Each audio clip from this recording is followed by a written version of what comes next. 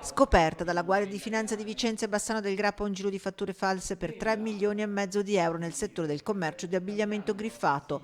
2 le persone denunciate, sequestrati beni per oltre 2 milioni di euro equivalenti a tasse non dichiarate.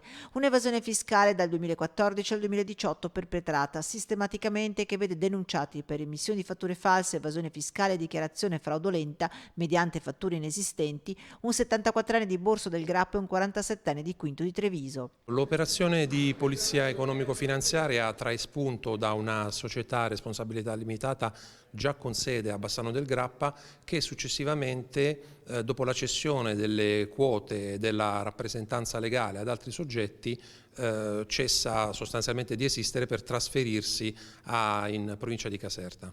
Nel casertano però i finanzieri anziché un'azienda trovano uno stabile in aperta campagna e vuoto. 2 le società nel settore della produzione e commercio di abbigliamento per bambini individuate e accomunate dallo stesso amministratore, il 74enne, attività che secondo quanto verificato cedevano ad una società in nome collettivo operante nel Trevigiano in franchising per un noto marchio di abbigliamento con 14 punti vendita, fatture inesistenti per oltre 3 milioni di euro. 3 milioni e mezzo di fatture false erano strumentali all'evasione fiscale, ma proprio per poter realizzare in questo modo un vantaggio sul mercato inopportuno e illecito. Perquisiti i locali delle società constatando l'impossibilità sia di produrre i beni che di commercializzarli. Ritrovata e sequestrata una vera e propria nota spese dell'attività fraudolenta, dove erano annotate le spese per lo stesso prestanome, 1.500 euro a società, le spese del notaio e quant'altro. Sequestrati dai finanzieri ai fini della confisca, polizze assicurative e beni immobili, una villa nel Trevigiano, 3 appartamenti a Castelfranco e 1 a Sassari.